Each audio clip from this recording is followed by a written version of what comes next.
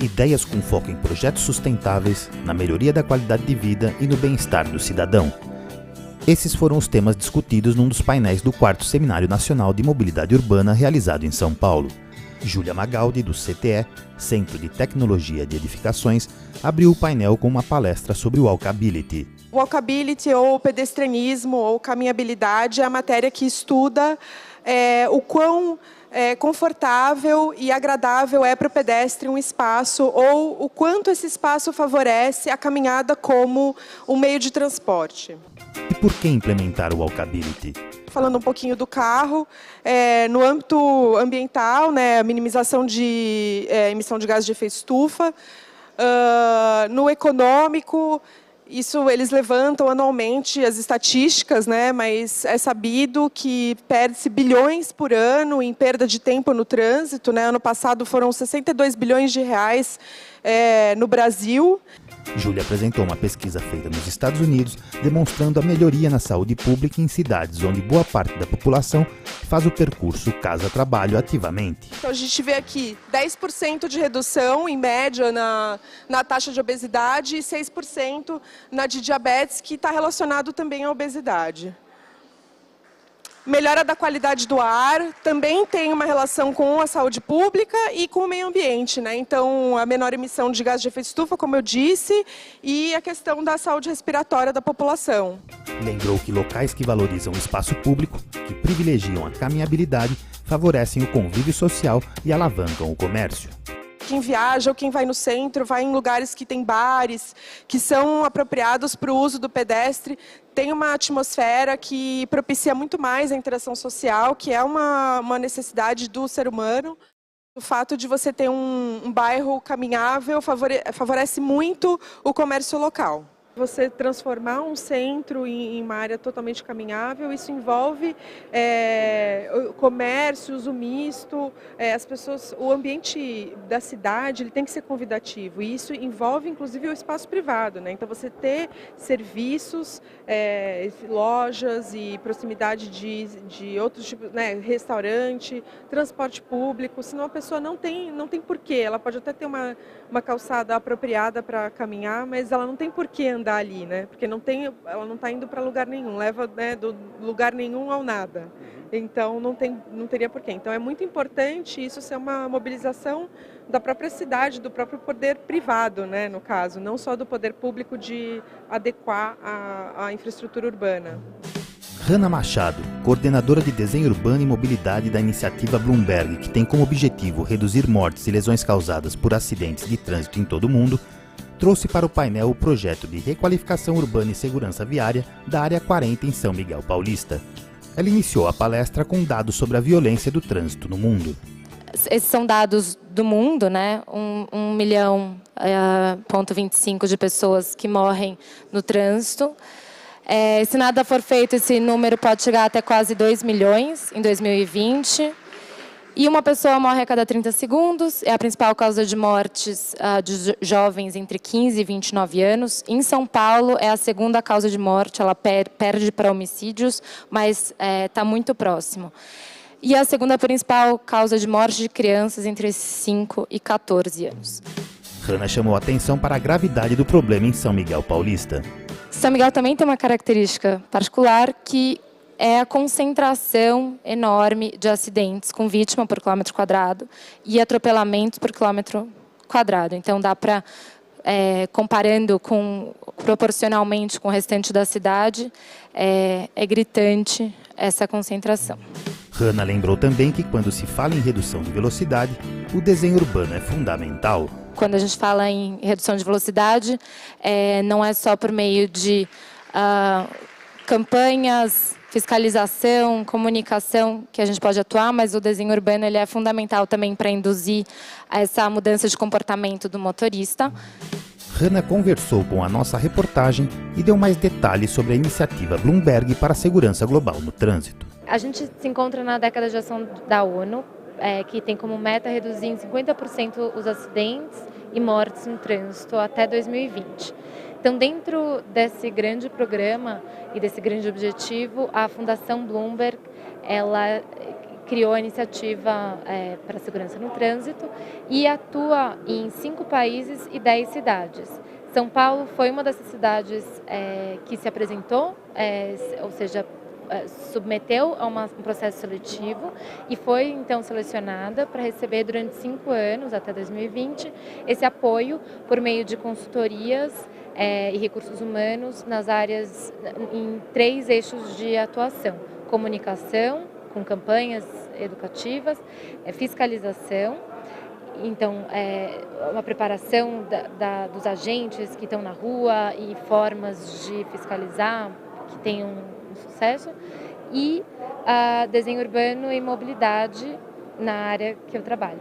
E tudo isso muito permeado com dados, né? Acho que a gente tem que fazer políticas baseadas em evidências e criar evidências para que essas políticas possam ser replicadas. Ivo Pons, designer, professor e pesquisador na área de design, sustentabilidade e mobilidade, apresentou a startup Cipópolis, uma empresa de inovação focada em cidades inteligentes e dedicada à mobilidade urbana. Ivo começou por dizer que sopram ventos de mudança quando os assuntos são mobilidade e a relação com a cidade. Esses paradigmas de consumo têm se alterado, né? Então a gente vê inclusive um sofrimento crescente da indústria automobilística por conta disso, quer dizer, deixando de ser o sonho de consumo dos jovens, né? Então os jovens preferem estar conectados a conseguir se locomover de maneira cool com automóveis, né? Então está mudando esse paradigma, porque também está mudando o nosso paradigma de consumo, porque está mudando o nosso paradigma de experiência com a cidade. Mas para que essa tendência se confirme, é preciso entregar ao cidadão soluções que melhorem cada vez mais a experiência de transporte das pessoas. Um dos produtos que a gente está desenvolvendo é um aplicativo, né? Um aplicativo móvel, e aí, caiu no lugar comum, porque tem um monte de aplicativo. Tem. Mas eu uso o aplicativo para pegar transporte, e eles me dão informações que eu não preciso, né? Então a gente foi fazer um aplicativo justamente porque a experiência que era entregue não era a experiência que eu precisava. Então, sei lá, eu pego o ônibus todo dia, quando eu abro qualquer um dos outros aplicativos, ele me dá rota. Eu não preciso de rota, eu já sei onde é meu trabalho, eu quero ir para lá, eu já sei qual é o ônibus que eu vou pegar, eu quero ficar mais 15 minutos com a Laura, minha filha. Para a realidade que a gente tem, né, complexa em relação à mobilidade, a tecnologia é um aliado potente. Mas ela vem crescendo gradualmente e gradualmente está chegando mais perto da população. Então, inicialmente a tecnologia ajudava mais a garagem, o gestor, agora ela é fundamental, inclusive para o usuário. E a gente já tem bastante tecnologia disponível.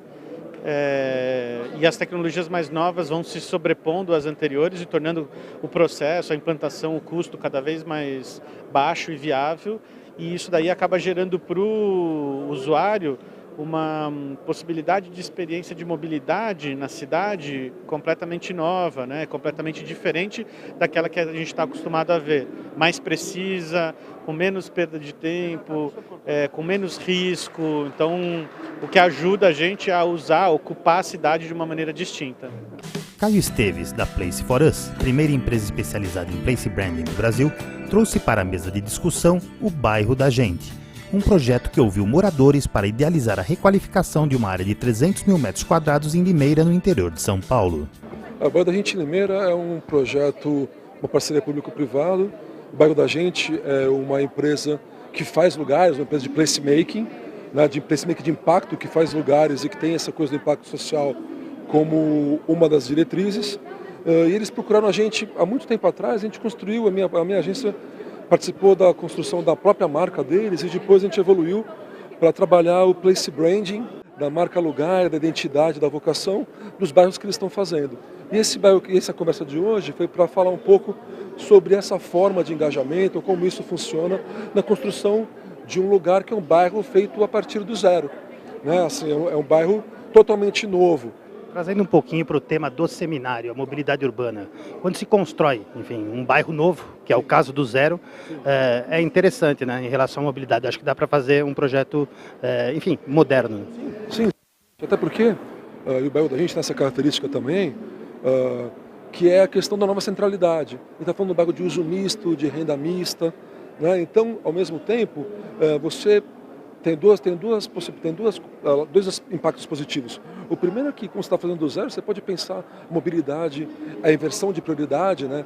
Primeiro o pedestre e o ciclista, depois o transporte coletivo e depois o automóvel, de premissa de projeto. E, ao mesmo tempo, o conceito de nova centralidade também ajuda no momento que ele mitiga, ou que ele diminui os deslocamentos entre bairro e centro, melhora o trânsito como um todo da cidade. Tem um impacto positivo na vida da pessoa, que fica menos tempo dentro do ônibus, gasta menos dinheiro com isso, fica mais com a família, mais perto de casa, melhor qualidade de vida, e ao mesmo tempo impacta na rede de transporte como um todo, porque é um fluxo, é um desenho, um vetor que acaba sendo diminuído por conta da não necessidade diária ou cotidiana de se fazer esse eixo bairro-centro. Então, ele tem um duplo impacto. Um projeto desse envolve muita gente.